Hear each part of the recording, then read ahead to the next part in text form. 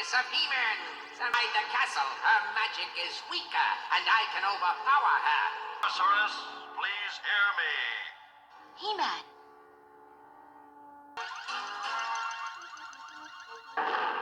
You should not have left your castle. Here, my power is as strong as yours. Remain rooted to that spot forever, sorceress, as a harmless tree. No! No! He-Man will be right back after these messages. And now back to He-Man. On to Tim Malloy and Wendy Rutledge for 10 o'clock news on LA's #1 independent station, Channel 13 KCOP, Los Angeles. Christmas comes to Eternia, and you'll want to be there. It's the all-new He-Man She-Ra Christmas special. Monday at 3 on Channel 13.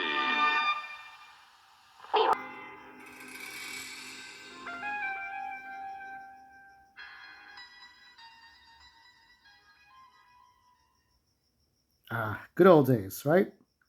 So let me move this GIF before anybody gets any epileptic seizures here. So what can I tell you? Now, I'm going to tell you what I'm not going to do. I'm not, unlike big YouTubers and Twitch streamers and big personalities, okay? I'm not going to give you a Wikipedia version of what this was. I will tell you that this is the 40th anniversary. Actually debuted in September of '83. So it was Filmation, Lou Scheimer, who did Gilligan's Island cartoons, Gilligan's Planet. He did Waldo Kitty. He did the 80s Tom and Jerry. He did the Groovy Ghoulies show. He did the Batman and Robin with Adam West, Burt Ward, Saturday morning cartoon with the Batmite, Batgirl, Yvonne Craig, I think. So he did all that.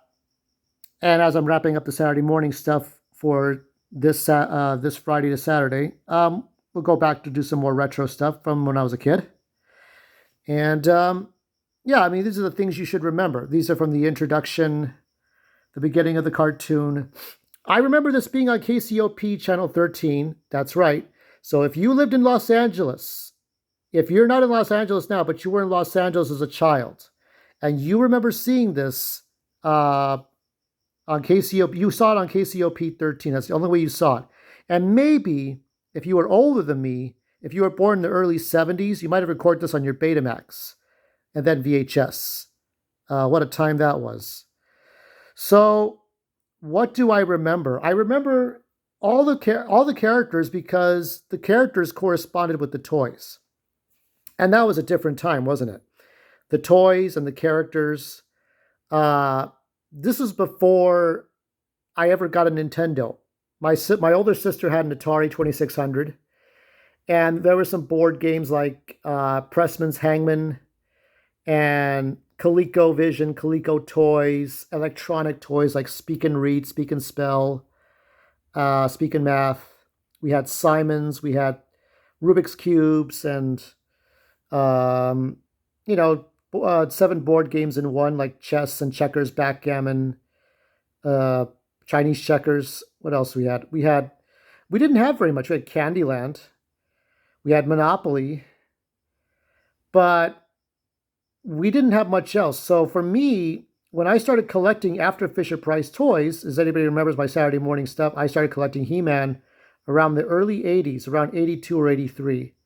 And that's when I could make a personal connection. I knew who He-Man was, I knew who Skeletor was, I knew who Teela was, and I knew who Beastman, Evil Lyn, Merman, Trapjaw, all those people, right? And She-Ra, and that would come later on. And KCOP 13 would have them in different parts. I remember that there were morals at the end of each episode. This was the golden age because this was where everything started. From 82 to 87. I think the live action movie signaled the end of He-Man. I mean, it was just the literal end. It wasn't intended to be the end with Dolph Lundgren and Frank Langella as Skeletor, but it was still the end. There's He-Man throwing a rock, getting somewhere. I remember collecting, we had the mini comics with the toys and the golden books, and what was a record? You get a record with the book or a cassette tape with the book. But honestly, and I'm telling you this now, I don't remember anything. I don't remember anything except for that episode where the sorceress turns into a tree. There was another He-Man with glowing eyes, so that had to have been a fake He-Man. And the bad guys outsmarted the good guys. And this was called The Shaping Staff, and I recently watched it along with a lot of other episodes. And I liked that the bad guys outsmarted the viewers as well as the good guys. That there was no way you knew the bad. You always thought the bad guys were stupid until you got to that episode, and it was like, oh, Beastman and Evil Lynn tricked everyone in the palace. So that was a thing that happened. I remembered that the characters didn't look as cool as the toys. The toys were more detailed. So it was a different time. It was a different time. It was a different place. I figured out, like, they used rotoscoping like Fleischer cartoons. They used live action muscle bound, like Miss Universe bodybuilders and stuntmen and women to do a lot of these movements for animation, and then they would draw over them. But I didn't know that back then as a kid. What would I know? I remember Orko. So almost every character you saw was a toy. Sometimes the character would come out before the toy. Sometimes the toy would come out before the character. I'd always wondered why Modulok had one head in the She-Ra cartoon.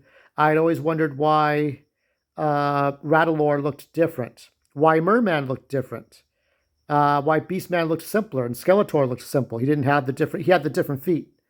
Like he had the softer feet. That's the movie.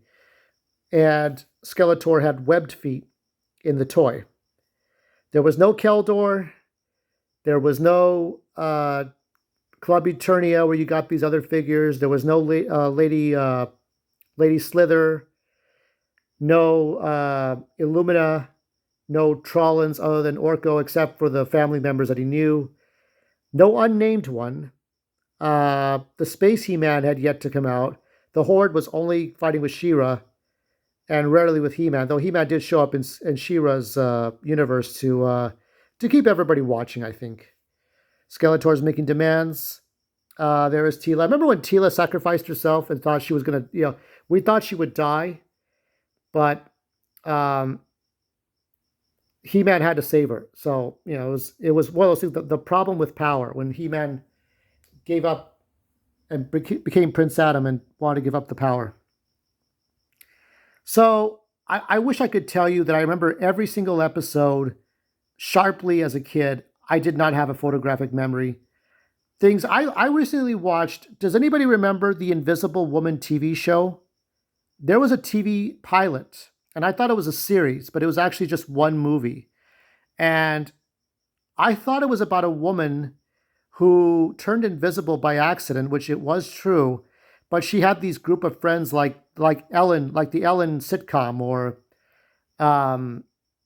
like Friends, or a sitcom where you have everybody like Big Bang Theory, like there's peers around you, right? I thought she had these group of friends, and then she somehow turned invisible, and then she had a best friend or some shit. But no, it was with Bob Denver from Gilligan's Island, and they made an hour-and-a-half pilot or 2-hour pilot. Including commercials. So I remember things differently. And that pilot came out on KCOP 13, I think, too. But I think it came out on NBC4 first. But 5, 6, 7 years old, by the time I was 7 years old, the She-Ra cartoon came out. It was a different time for me. I can remember these bits and pieces. I remember the Sorceress. I never got the Sorceress toy when I was a kid. I guess if you got the original Teela toy, she was the original Sorceress. Now they have different versions. They have Ular as the mini comics He-Man before Prince Adam He-Man. They had the green skinned Sorceress who was Teela but was Sorceress, and then they had the traditional Sorceress. So you have the goddess of Serpos now and the goddess of Zor. There's the goddess of Horakoth, which is Evil Lynn, I think. Yeah, those comic books after DC didn't get better. Fuck the Dark Horse comic books. I don't read those. Do you? Oh yeah, this is where Skeletor bashes the window and just like knocks his arm out. I thought that was funny. Yeah, I don't have a lot more to say except that I'm watching currently some of the current. They had like the shading here that you see. That shading would come out in like the later episodes.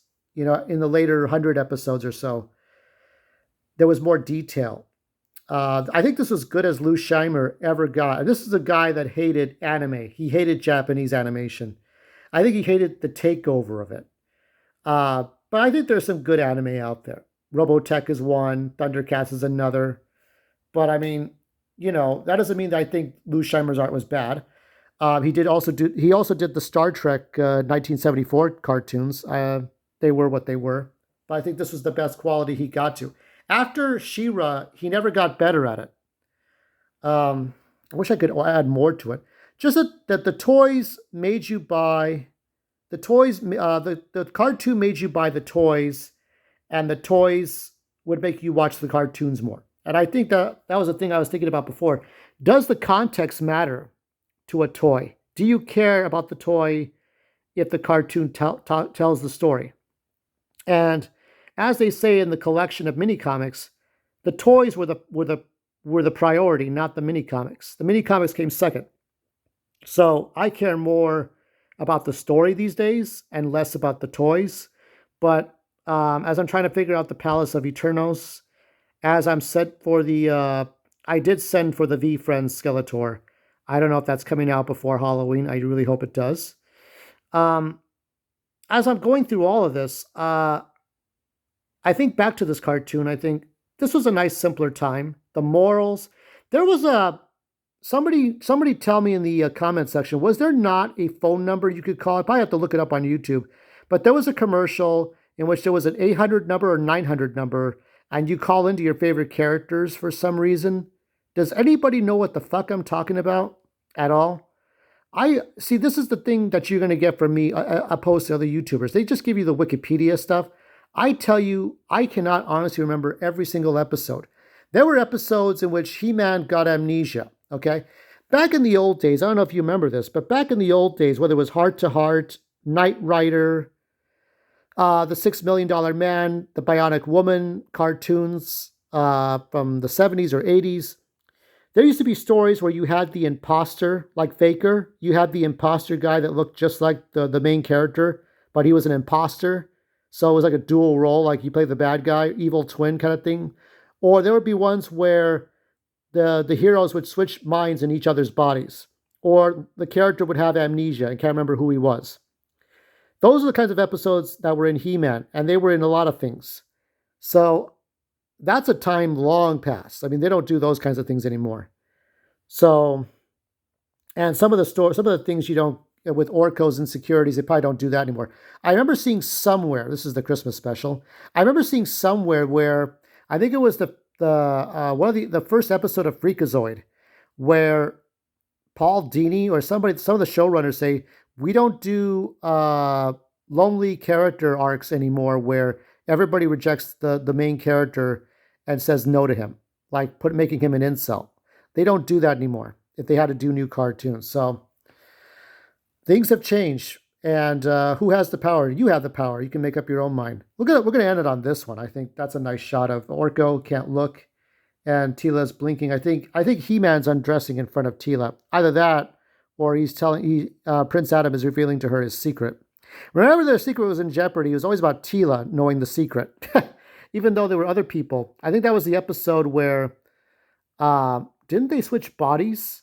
No, I think it was the one where Moss Man pretended to be Beast Man, and they were going to Snake Mountain, and they were afraid of Teela learning the secret. But Prince Adam was gonna change anyway. It's like, oh well, we have no choice, but something else would happen.